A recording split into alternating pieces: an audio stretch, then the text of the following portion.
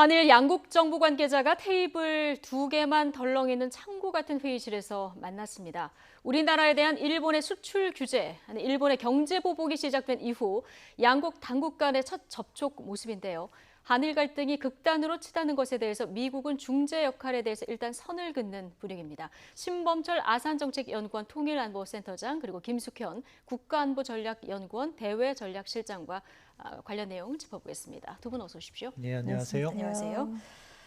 자, 어제 과장급 회의 보신 분들은 이게 회의실인가 하셨을 것 같습니다. 일단 화면이 있으면 좀 보여주실까요? 일본 측에서 마련한 회의장으로 지금 들어가고 있는 모습 보고 계신데요. 네, 이게 회의실입니다. 저 화이트보드에 설명이라는 그 종이 한 장 뽑아서 놔뒀고요. 저 테이블도 이동식 테이블이죠. 이동식 테이블 2개를 붙여놓고 저렇게 마주 앉아서 악수도 안 하고 굉장히 무표정한 표정으로 앉아있는 모습을 확인할 수 있습니다. 김숙현 실장님, 이거 다분히 뭔가 의도된 거라고 봐야 됩니까? 예, 아마 오해의 소지가 좀 없었으면 좋겠는데요. 네. 아마 7월 달부터는 사실 일본은 굉장히 여름이 덥습니다. 그래서 공무원들한테는 이제 쿨 비즈라고 해서 넥타이를 하지 않고 정장을 하지 않는 게 사실 일반적이긴 예. 한데요. 그리고 그런 점에서 봤을 때는 어느 정도 부분을 이해할 수는 있지만 악수를 하지 않는다라든가 아니면은 그 회의실의 그 뒤에 의자를 치우지 않는다라는 어떤 정리정돈된 모습을 보여주지 예. 않았다는 점에서는 상당히 좀 일본 측에서 주는 예. 메시지가 좀 나름 있는 것 같습니다. 예.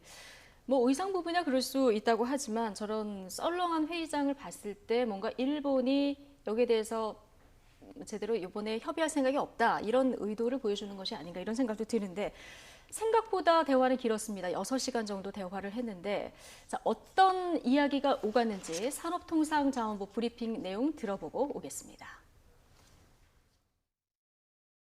우리 대표단은 일본 측의 근본 조치는 전 세계 밸류체인에 악영향을 미치는 사안으로 깊은 우려와 유감을 표명하였습니다.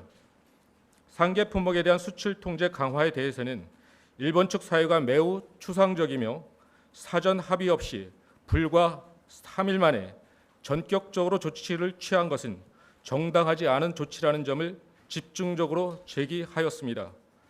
특히 7월 24일 이전에 양국 수출 통제 당국자 간 회의 개최를 제안하였습니다. 다만 일본 측은 금일 협의 목적은 이번 조치에 대한 사실관계 설명이란 점을 반복하며 명확한 입장은 밝히지 않았습니다.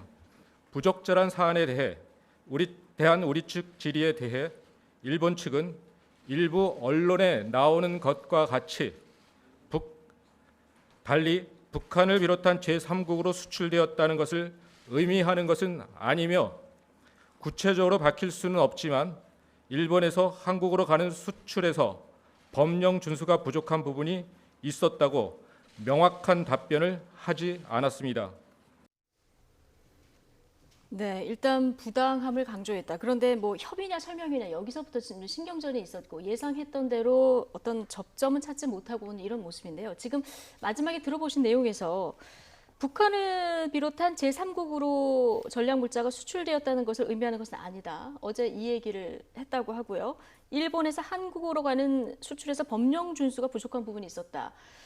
자, 여기에 대해서 명확한 답변을 하지 않았다. 이 얘기까지 지금 들어봤는데 그럼 지금까지 북한이 사실 주장해온 것이 한국으로 수출하면 이게 북한으로 들어가서 무기가 된다 이런 주장 아니었겠습니까? 여기서 좀 한 발 물러섰다고 보면 됩니까? 예, 한 발 물러선 것 같습니다. 예. 한국의 여론도 그렇고 우리 정부 측에서 그 부분에서 공동조사 받자 자신감 있게 나가니까 일본 측에서는 한 발 물러선 것 같아요. 이 부분은 예, 그렇습니다. 사실 이건 사안 자체가 구체적인 내용보다는 정치적 공세, 외교적 공세라고 생각하기 때문에 일본도 그렇게 구체적으로 사안을 갖다가 제시하면서까지 압박은 하지 못하고 있다. 어떻게 보면 이게 우리에겐 기회가 될 수 있는 거죠. 예. 그렇기 때문에 우리의 이야기는 적극적으로 전달하고 다른 한편으로 풀어나가는 그런 지혜를 동시에 발휘해야 된다고 생각합니다.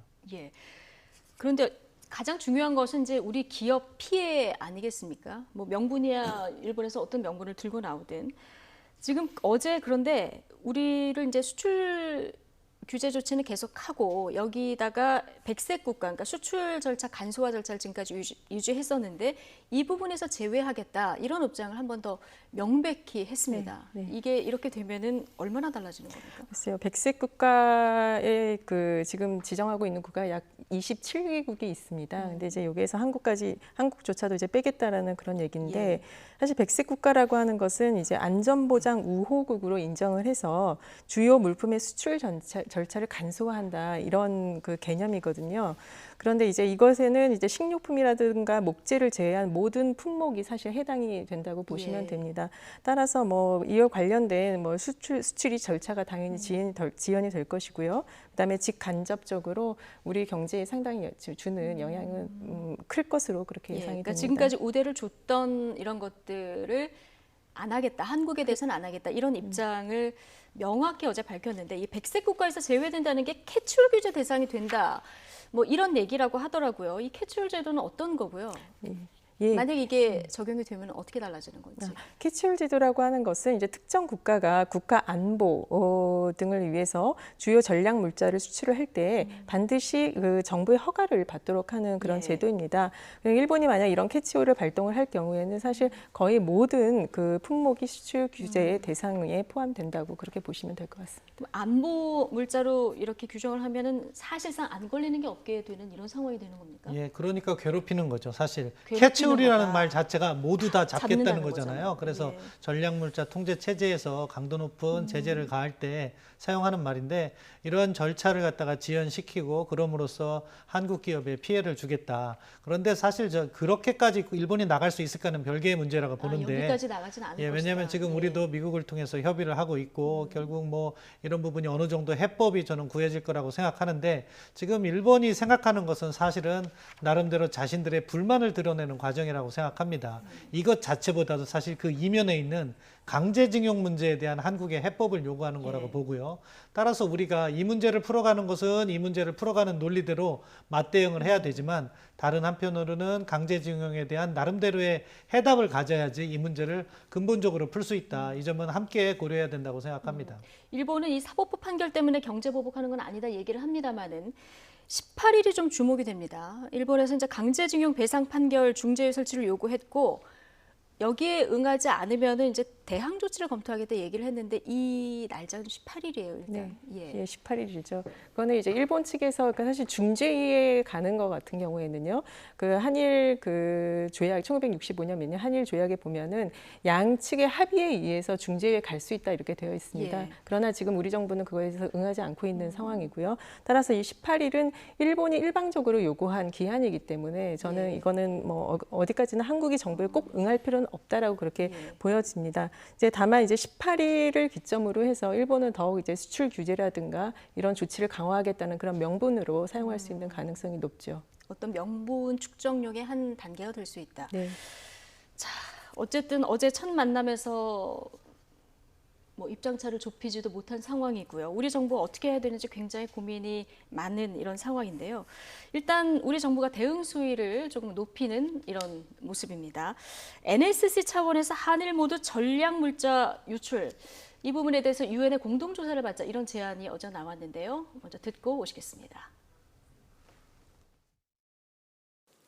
우리 정부는 상호 불필요한 논쟁을 중단하고 일본 정부의 주장이 사실인지 여부를 명백히 밝히기 위하여 유엔 안보리 전문가 패널 또는 적절한 국제기구에 한일 양국의 4대 수출 통제 체제 위반 사례에 대한 공정한 조사를 의뢰할 것을 제의합니다.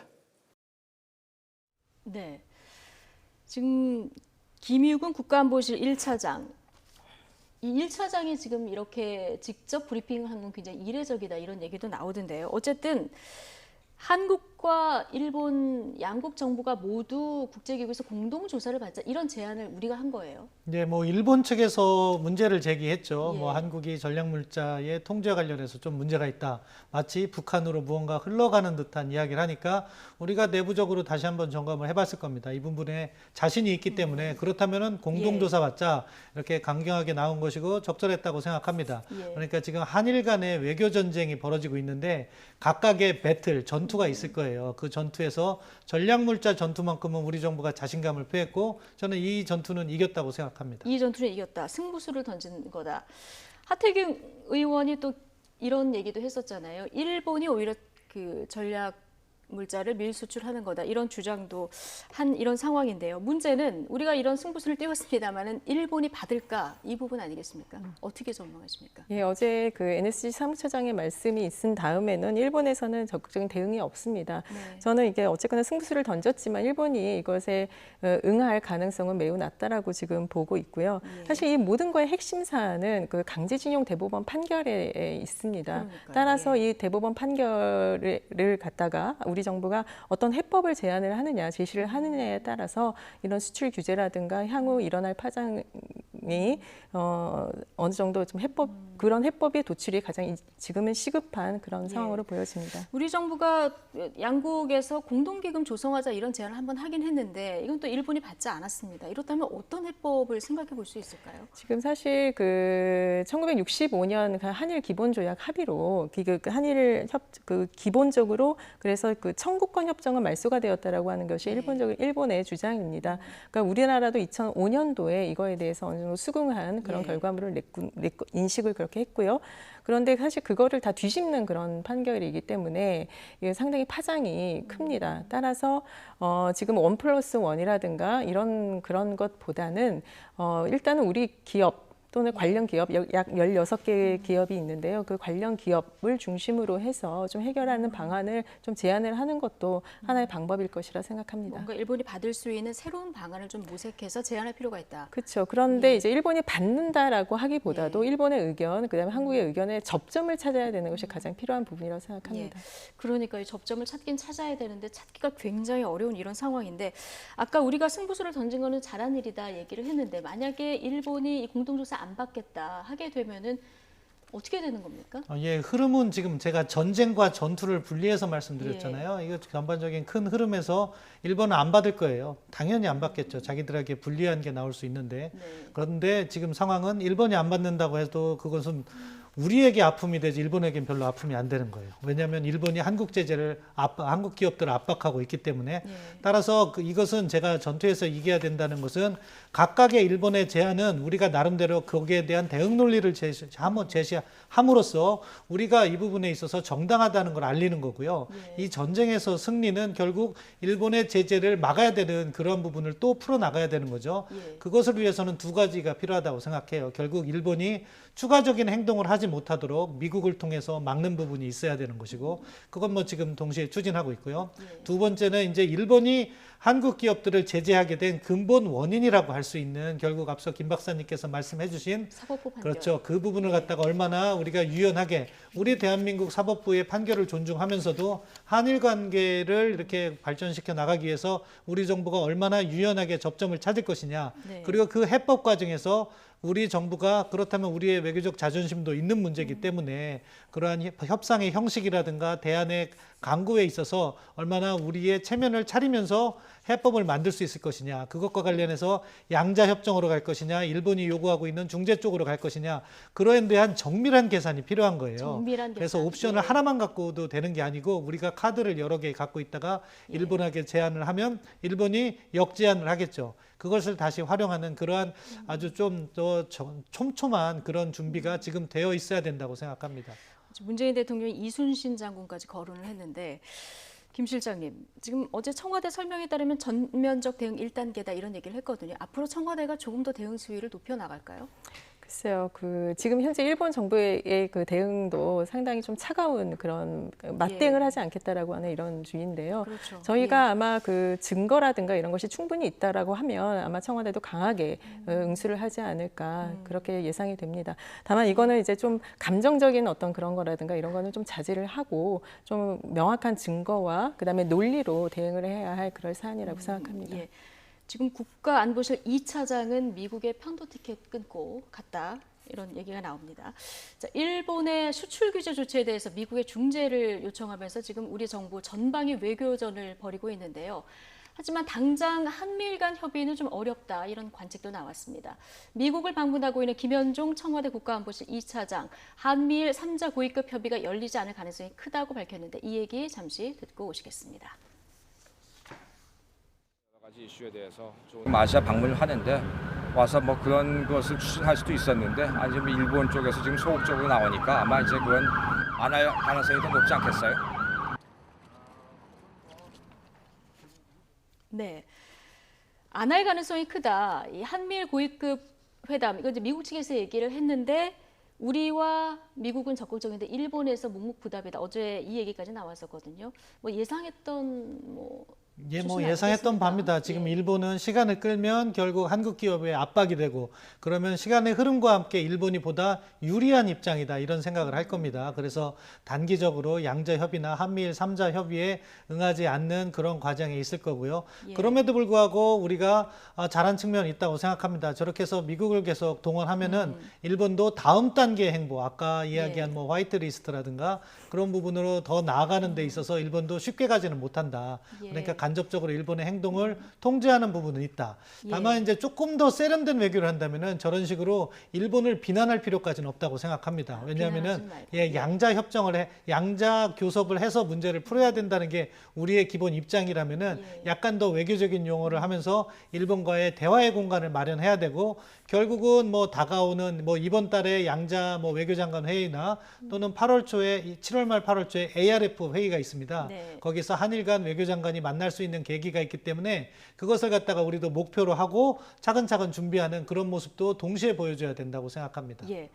지금 데이비드 스틸웰 미 국무부 동아시아 태평양 담당 차관보 일본을 방문하고 있는데 혹시 방문한 김에 어떤 그 접촉이 있지 않을까 이런 기대를 좀 해봤었는데 내가 한일 갈등 상황에 대해서 중재할 예정은 없다. NHK 방송 인터뷰에서 이렇게 입장을 딱 선을 그었습니다. 그게 지금 현실이라고 이게 지금 현실이다. 예, 그렇게 예. 보셔야 될 것 같고요. 지금 주한 그 해리스 대사도 본인도 거기에 개입하지 않겠다라고 그 언급하지 않았습니까? 따라서 이것은 그러니까 미국에서는 개입해서도 중재를 한다라기보다도 한일 양자 간의 해결을 먼저 해야 한다라는 예. 그런 스탠스를 취한다고 보셔야 될 것 같습니다. 예.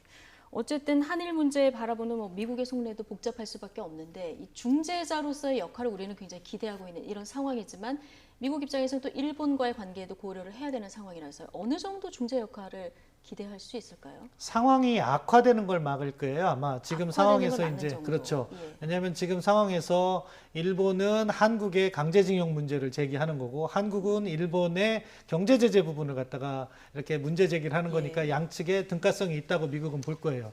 그런데 이 부분을 어느 한 일방을 이렇게 지원하게 되면은 다른 일방으로부터는 비난을 받게 되기 때문에 미국이 조심스러워한다. 다만 이제 양측에서 모두 문제가 제기된 만큼 예. 이 상황을 악화시키는 행동은 미국이 막으려고 할 겁니다. 그렇기 때문에 일본의 추가 제재라든가 이런 부분이 쉽게 가지 못할 것이다. 따라서 우리가 초기에 이렇게 김현종 차장을 미국으로 파견해서 이 문제를 관리한 거는 적절했다고 봅니다. 예. 다만 이 문제를 갖다가 해결하는 해결책까지 미국이 제시할 것이냐? 그건 아니라고 봅니다. 미국이 상황 관리만 할 거기 때문에 그 해결책은 결국 우리가 양자 교섭으로 하든 중재로 갈 것이든 그 부분에 있어서 우리 입장을 빨리 정해야 되고 앞서 뭐 김숙현 박사님께서 1+1인 거죠. 우리 기업의 돈과 일본 기업의 돈을 합쳐서 재단을 만드는 것. 그것을 일본이 거부한다면은 이게 이제 한국 정부 예산이 어느 정도 들어갈 것이냐 아니면 어느 시점에 들어갈 것이냐 이런 부분까지 고려한 다양한 대안들을 만들어 놓고 예. 물밑 교섭을 먼저 시작을 해야 된다. 그리고 그것을 외교장관 회의 아까 말씀드린 것처럼 이달 말이나 8월 초에 양자 장관 회의 정도를 하면서 거기서 큰 틀로 이것이 결정돼야 되지 아까 경제산업성에 관 과장급 회의로서는요 절대 풀릴 수 없는 문제라고 생각합니다. 과장급 회의로서는 풀릴 수 없고 조금 더 일본을 자극한다기보다는 세련되고 정밀한 어떤 외교 그 전술이 필요하다 이런 지적이세요? 예, 맞습니다. 그래서 따라서 지금 아까 신범철 박사님 좋은 말씀 해주셨는데 이것은 사실 그 많은 게 오픈돼서 개방적으로 이렇게 해서 합의를 낼 수 있는 접점을 찾을 수 있는 문제가 아니에요. 예. 따라서 많은 안들을 가지고 물밑 접촉을 시도를 해서 끊임없이 그 소통을 통해서 접점을 찾는 것 이것이 예. 가장 중요한 거라고 생각합니다. 예. 자, 그런데 이제 우리 정부가 미국의 중재를 이렇게 요청을 하고 있습니다만 이러다가 자칫 안보 청구서를 받아올 가능성이 있다. 이런 분석도 나옵니다. 물론 호르무즈 해협 파병 요구가 있을까 이제 하는 우려가 나오긴 합니다만은 어떻게 보십니까? 뭐 지금 공식 입장은 아직 요구는 없었다. 예. 그런 데에서 일반적인 논의만 했다고 김현종 차장이 이야기했으니까 뭐 그 말을 그대로 믿습니다. 다만 앞으로 상황이 중요한 거죠. 예. 근데 이란 문제가 쉽게 풀리지 않고 거기서 군사적 긴장이 고조된다면 지금 미국의 전략이라는 것이 결국 자기 혼자 싸우는 것이 아니라 동맹국들이나 파트너국들과 함께 이렇게 전쟁을 하거나 안보를 갖다 유지하는 그런 접근을 하고 있기 때문에 한국이나 일본에 대해서는 반드시 요청을 할 것이다. 이제 이 부분과 관련해서 우리가 일본 문제를 풀면서 한미일 안보 협력 강화를 미측에 요구를 하면 미측에 청구서가 올 것이 아닌가 하는 우려를 하시는 분들이 많은데 청구서는요 늘 옵니다. 저도 외교부에서 해보니까 그 청구서가 올 때 우리가 어떠한 판단을 할 것인가 전략적인 고려를 하는 게 중요하고요. 필요할 때는 우리가 먼저 미국의 청구서를 들이밀 필요도 있다고 생각합니다. 그러니까 뭐 일본 문제는 좀 보다 적극적으로 해달라는 이야기를 먼저 해야 된다고 생각하고요. 나중에 이제 호르무즈 해협가 같은 경우에는 사실은 우리가 해외 파병에 대해서 상당히 부담을 갖고 있는데 해외 파병 같은 것도 필요하다면은 해야 되는 측면이 있고 하면은 해군이 제일 안전해요. 이미 우리가 아덴만에서 청해부대가 활동하고 있지 않습니까? 거기에서는 커다란 피해도 없이 우리의 국제적 위상을 높이고 있습니다. 호르무즈 해협에서 한국이 어떠한 작전에 참여하는 건지 우리의 역할도 세세하게 다 파악한 다음에 그러한 우리 군에 대한 직접적인 위협이 없다면 이것은 우리가 또 적극적으로도 검토할 필요가 있다. 다만 이것과 관련해서는 또 한반도 상황이 문제되거든요. 우리 북한의 위협에 있는데 우리의 해군을 해외로 너무 많이 돌리는 것도 문제가 있기 때문에 그런 측면에서는 또 한미가 협력해서 북한 문제에 보다 미국이 적극적으로 관여하게 유도도 하는 그런 카드로도 쓸 수 있습니다. 따라서 어떠한 상황이 다가올 상황이 두려워서 우리가 무슨 행위를 못하는 것은 하수의 행동이고요. 일단 우리가 풀을 것을 풀어나가면서 상황이 닥치면 그걸 미리 예상해서 어떻게 대응할까도 함께 계획을 세우는 조금 선제적이고 예방적인 외교가 필요하다고 필요할 생각합니다. 경우에는 선제 청구서를 낼 필요도 있다. 저는 그렇게 생각합니다. 얘기를 해주셨는데 어쨌든 지금 한일 갈등 문제도 있고 한반도 상황도 그렇고 만약에 미국이 요청을 해온다고 하면은 우리 입장에서 또 거절하기도 굉장히 힘든 이런 상황인 건 맞지 않습니까? 네, 그렇죠. 어쨌거나 한미 동맹이라고 하는 것이 얽혀 있기 때문에 네. 일본도 마찬가지입니다. 미일 동맹이 있기 때문에 그 안에서 미국이 요청을 했을 경우에는 사실 거부하기는 굉장히 어렵다고 볼 수 있겠습니다. 이런 복잡한 상황 속에서 지금 한미일 안보 문제도 불거졌습니다. 미군이 발간하는 전략 문건이죠. 다이제스트 이 안에 이 문건이 발표 유엔사 위기 시 일본과 협력한다. 자, 이 내용이 들어 있습니다. 뭐 번역의 오류다 뭐 이런 얘기도 나옵니다만은 어쨌든 우리 입장에서는 일본 자위대가 한반도 유사시에 들어올 수 있느냐 이게 굉장히 우려되는 상황 아니겠습니까? 이 우려로 끝나는 겁니까? 아니면 현실화될 가능성도 있는 겁니까? 일단 우려고 이번 건은 해프닝이라고 해프닝이다. 말씀드리겠습니다. 확실히 번역이 잘못된 거고요.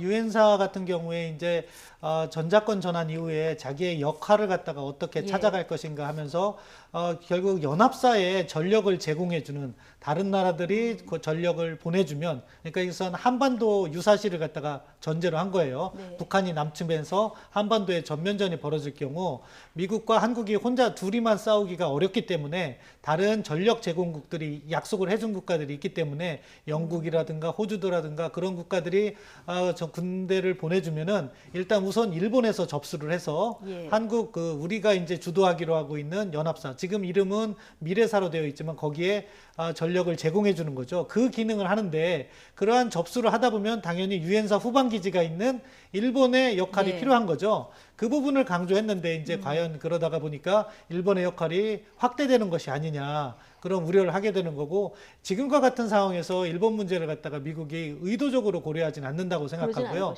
다만 전쟁이 정말로 발발했다. 그러면은 일본의 해상 전력은 나름대로 뛰어난 측면이 있고 기뢰 제거 같은 측면은 미국이 고민을 할 것 같아요. 그렇지만 지상 전력이 한국에 온다? 우리 허가 없이는 절대 있을 수 없는 일이고요. 그런 부분은 우리가 조금 더 자신감을 가져도 된다고 생각합니다. 이번 건은 그냥 해프닝으로 받아들이면 되는 이런 상황이 되겠군요. 예, 그렇습니다. 분명히 그 번역의 오류였습니다. 번역의 오류였다.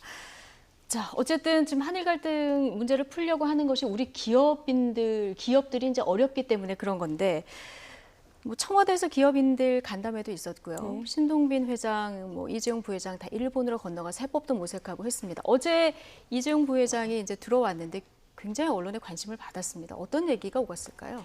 글쎄요. 일단은 이번 그 수출 규제 조치로 가장 타격을 받을 수 있는 기업이 역시 삼성입니다. 그렇죠. 그 반도체 반도체 관련 핵심 예, 부품이니까요. 때문에요. 예. 그렇기 때문에 아마 그 대표로서 그 이재용 부회장이 간 것 같고요. 그리고 상당히 생각보다는 오래 체류를 했습니다. 한 예. 6일 정도 체류를 했는데요.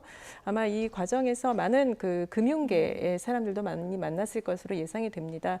왜냐하면은 그 우리나라 지금 기업에 일본 은행이 투자하고 있는 돈이 약 2조 엔 정도가 되고 있습니다. 2조 엔. 예. 예. 2조 엔 정도가 되고 있는데 이것이 만약에 대출이 연장이 안 된다라든가 이랬을 경우에는 상당히 좀 영향이 있을 수 있기 때문에 아마 이거에 대한 조율도 하지 않았을까 이렇게 예상해 봅니다. 그러니까 기업인들을 만났을 것이다. 뭐 만났을 수도 있습니다만은 금융권을 만나고 왔다 이런 소식이 전해져서 좀 의아했는데 이런 부분이 있을 네, 수 있겠군요. 맞습니다. 어쨌든 내용에 대해서 굉장히 신중하고 함구하는 분위기였거든요. 이게 사태 심각성을 좀 보여주는 거다 이렇게 볼 수 있을까요? 예, 저는 이번 사태에서 가장 뭐 심각하게 받아들여야 되는 것이 바로 이 부분이라고 생각을 합니다. 즉 외교 분쟁, 외교 간의 갈등이 결국은 우리 경제 또는 우리의 대표 기업에게 피해가 올 수 있다라고 하는 부분이기 때문에요. 이재용 부회장도 상당히 이거에 대해서는 좀 당혹스러운 그 감이 굉장히 클 것으로 이렇게 보여집니다. 예, 어쨌든 풀긴 풀어야 되는데요. 지금 일본이 억지 주장을 하고 아베가 이런 주장하는 것이 굉장히 화나고 분통이 터지는 건 맞습니다만은 외교가 또 힘의 논리를 무시할 수 없는 부분이 있기 때문에 우리가 전략을 잘 세워야 되는데 이게 감정적인 것 이상의 좀 해법을 찾아야 될 것 같아요. 마지막으로 해법을 좀 짧게 듣겠습니다. 뭐 해법은 결국 아까 말씀드린 것처럼 지금 상황에서 이 사안을 키우면 누가 유리하겠습니까? 일본이 유리합니다. 일본이 유리하죠. 지금 예. 서로 국민적 감정까지도 이제 대립되는 상황이기 때문에 이것을 의도한 일본의 의도대로 끌려갈 수가 있다. 따라서 저는 이재용 회장이 아주 적절하게 외교 행보를 잘하는 것 같아요. 가능하면 로키로 문제를 갖다가 풀고 나중에는 준비를 더 많이 해야 돼요. 그건 뭐냐? 우리 경제가 특정 기술 부분, 핵심 부품 부분에서 일본에게 너무 의존적인 것도 문제인 거죠. 예. 우리가 수출은 너무 중국에게 의존하는 것도 문제고요. 그렇기 때문에 이 문제는 지금 당장은 우리가 약간 로키를 유지하면서 풀어나가고 예. 보다 장기적인 관점에서는 우리의 경제 구조를 어떻게 튼튼하게 유지해서 다른 나라로부터 영향력을 가능하면 덜 받을 수 있을까? 이것도 함께 지금 고민해 나가야 된다고 생각합니다. 단기적은 로키로, 장기적으로는 좀 해법을 더 모색해야 되겠다.